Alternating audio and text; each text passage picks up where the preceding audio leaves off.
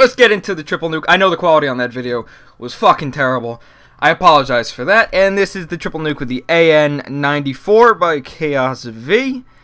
And I think I put that intro video in just so I could go to the topic, which is about this game and its dumb fucking system.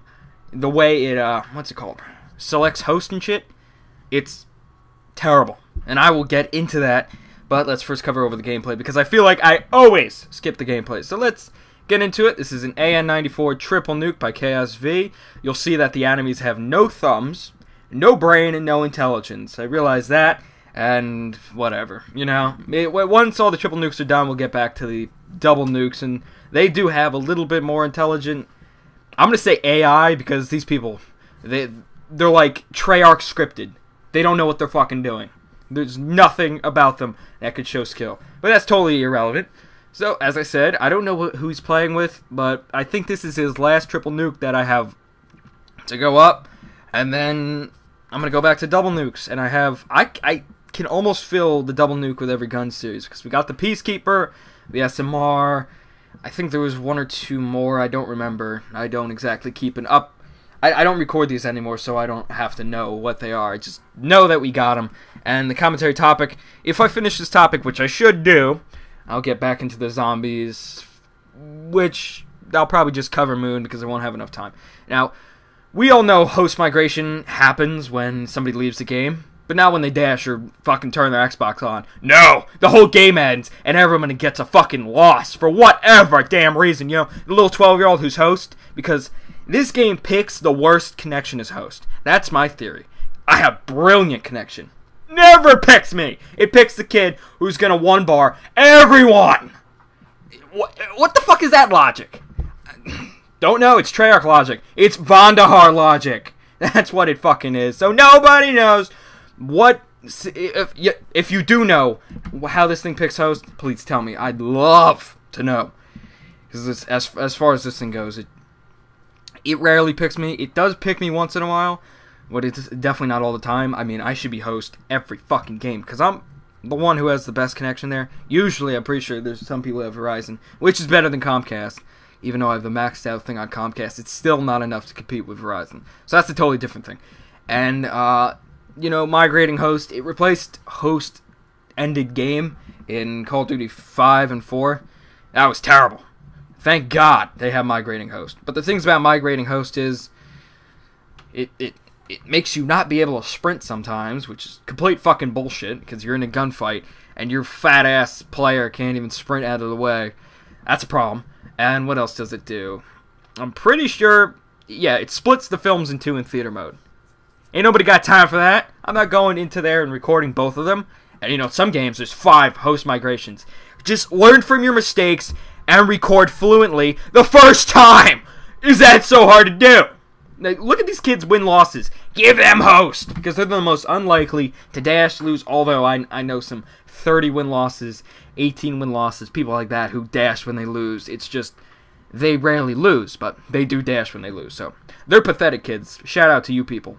And so give people the highest win-losses and the most, look at their history. I'm sure you can do this within 5 seconds. If they have a history of dashboarding, don't do it. Don't give them a host.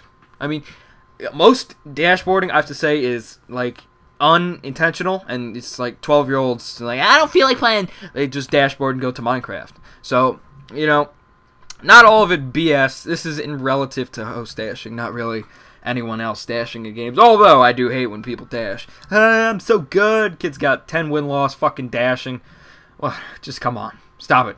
And what else is there to host migrating? Like, how is it so hard to select a process? MW3 had a pretty good system. Like, if you had a full team and, you know, if you had really good connection, it would put you host. It would keep you host. I mean, this game, it switches host every fucking lobby. What is that? So no wonder everyone forces host, because it keeps the bullshit away, even though forcing host sometimes does fail, which tells you Treyarch is out to get you. So, see, I'm pretty sure Call of Duty Ghosts will have the same exact, you know, connection system as MW3 had, which should be pretty good, which means, you know, it won't be as corrupt, and people won't be dashing as much, although MW3, if you dashed, you could actually protect your win-loss as well. Oh my god. Woo! That was a fun rant, you know? I think I have a fucking spleening headache. Bunny come everywhere, but I'm okay. Let's go on the lesser topic of zombies. Now let's cover Moon, since I went over it yesterday, but didn't get too far on it. I hate Moon.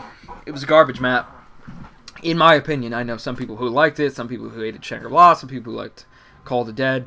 It's an opinion. My opinion. I forgot to mention that last video, so I'm making like dictatorships, like I'm fucking Castro saying, this map ain't good. And Moon, it's, I think, the biggest map ever, next to Alcatraz. Alcatraz could be the same one, but that doesn't mean it's necessarily good, although in World at War zombies, PC custom zombies, the ones people have made, big was usually better. But these people never learned. Although, there's also one thing before I forget. I was playing Alcatraz, Mob of the Dead, I don't know what it's called, with, you know, someone. And I was noticing when you, after you went on the plane, you would, you know, have to refill it. I'm looking at these fuel tanks. I'm seeing Treyarch's ultimate lack of creativity. You wanna know why? Because back in the day, there was a custom zombie map for PC that was an objective based, and you had to pick up fuel tanks to win the map, right? Because, I mean, you'd have to get them, they'd spawn randomly, and there was an objective. You had to win it by getting these fuel tanks to get off the map. As I said, these fuel tanks were the same, like, 2 years before they make this map. It's the same looking fuel tanks. From the fuel tank to the shit surrounding it, like the special effects, the green stuff, the puff, whatever, the weed flying around it, I don't know what it is. It's the same stuff.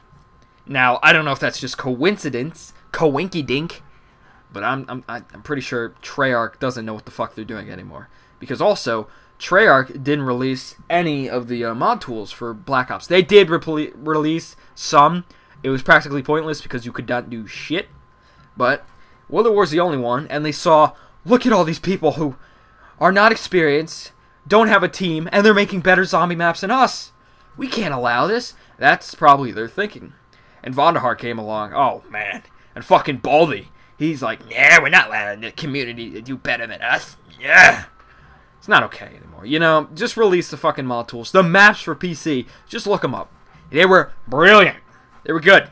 I mean, they had modern, they had every type of gun in there. It was one map that had Star Wars weapons. I know, Star Wars. I think I said that like a fucking illiterate monkey. But it was fun. It was actually fun. You could play these maps, although I didn't find them that fun. But that's irrelevant. You could play these maps a lot and still not get bored. You know, they were coming out every week. But you can't do that with Black Ops 1, Black Ops 2. Why? The stuff you could do now. I mean, you should see what the people can do. Go to zombiemodding.com. Look at that shit. That's what Treyarch should be doing. Not spending fucking $10 on a shit map. When you could just play World at War PC zombies and download hundreds. There's 1,000 zombie maps for free that are far superior in every way than these maps. Now, come on. What is the logic? I'm pretty sure Treyarch does that on purpose. Because they know they are inferior to everyone around them in zombie map making. I mean, theirs had, like, the most detail and the most work it put into them. Sorry, I'm not here to fucking see detail on a map compared to how fun the map actually is. So, you be the judge of that. What's better? A ton of detail, like seeing a little fucking tampon on the floor. That's detail. To having fun and making a larger map with more scale and, you know, just a wider range of stuff. You know, I don't even think... Here, let's go back to Moon. What about Moon that's fun? I think I covered most of it last video. I don't know what else to cover. I mean, it did invent Mule Kick, which, to me, it kills me every damn time because I have to triple Y. I like double Ying my guns, but triple Y, which is quite unfortunate, and it costs $4,000. It's not worth $4,000. You lose it, and you lose the gun. Although you buy it back, and you get the gun. $8,000. Just to... I don't even know. You know, I will cover Black Ops 2 Zombies tomorrow. Yep, tomorrow, if I make it in time. The double nuke, I don't know how long it will be, so these videos could be shorter. This was a long-ass video. If you stayed this long, I don't even know what to say to you. You're a good beast. You're a good beast. Just leave a like, rating below, and whatever, you know. This was a triple nuke on Standoff by Chaos V, who is repeatedly getting all the triple nukes, and a few other people have gotten them, but he's getting most of them. And if you enjoyed this video, my little rant, and I'm 49 to 19 to 7.